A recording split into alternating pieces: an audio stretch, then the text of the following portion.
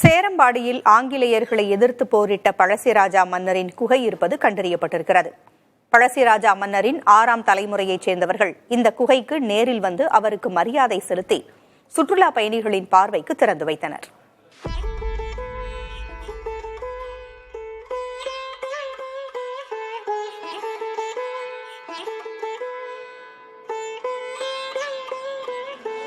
கேரளாவின் வடக்கு மாகாணமான கண்ணூர் மாவட்டத்தில் உள்ள கூத்துப்பரம்பு பகுதியில் அமைந்துள்ள கோட்டயம் மற்றும் மலபார் பகுதியின் மன்னராக 1753 ஆட்சி புரிந்தவர் பழசிராஜா. நீலகிரி மாவட்டத்தின் முதுமலை, நெலாக்கோட்டை, ஸ்ரீமதுரை, சேரம்பாடி மற்றும் மசினகுடி இவற்றுடன் கண்ணூர் மற்றும் வயநாடு மாவட்டத்தின் தலச்சேரி உள்ளிட்ட பகுதிகளை உள்ளடக்கி கோட்டயம் மண்டலமாக இருந்தது. ஆங்கிலேய அரசின் வரி வசூலுக்கு எதிராக குரல் கொடுத்ததுடன் ஆங்கில பிரிவினைவாத ஏகாதிபத்தியத்திற்கு எதிராக போராடியதால் மக்கள் இவருக்கு ஆதரவு அளித்தனர். பிரிட்டிஷ் படைகள் இவரின் கோட்டயம் அரண்மனையை சுற்றி வளைத்தபோது அங்கிருந்து வயநாடு மலைப்பகுதிகளுக்கு இடம்பெயர்ந்தார். 1799 வயநாடு பகுதிகளை தமது ஆளுகையின் கீழ் கொண்டு வந்தார்.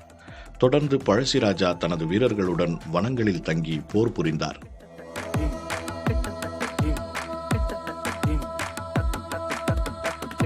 மேலும் குறிச்சியா பழங்குடியின மக்களை ஒன்றிணைத்து ஆங்கிலேயருக்கு எதிராக போரில் பங்கேற்றார். அப்போது குறும்பா மற்றும் பனியர் பழங்குடியின மக்கள் ஆதரவு கொடுத்ததுடன் வீரர்களுக்கு தேவையான உணவு மற்றும் தங்கும் இடங்களை தயார்படுத்தி கொடுத்தனர். பந்தலூர் அருகே கோட்டமலை மற்றும் நெலாக்கோட்டை பகுதிகளில் குகைகள் அமைத்து அதில் தனது படைகளுடன் தங்கியிருந்து ஆங்கிலேயருக்கு எதிராக கொரில்லா போர் தொடுத்தவர் பழசிராஜா. அதில் ஒரு குகை தற்போது கண்டுபிடிக்கப்பட்டுள்ளது.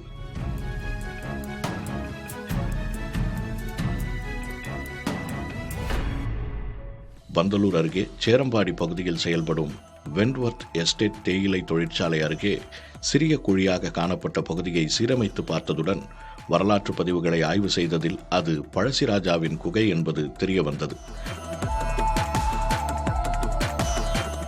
இந்த குகையினை பழசிராஜாவின் கொள்ளுப்பேத்தி கொச்சு தம்புராட்டி சுபாவர்மாவும் அவரது கணவர் டாக்டர் கிஷோரும் நேரில் பார்த்து இதனை திறந்து வைத்து பழசிராஜாவின் படத்திற்கு அஞ்சலி செலுத்தினர்.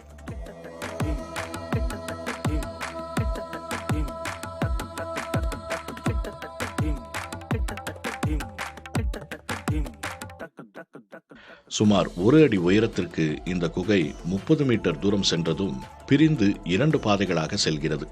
தற்போது குகையின் உள்பகுதியில் இருந்த புதர்கள் அகற்றப்பட்டு பார்வையாளர்கள் செல்லும் அளவிற்கு சீரமைக்கப்பட்டுள்ளது. புதிய தலைமுறைக்காக செய்தியாளர் மகேஸ்வரன்.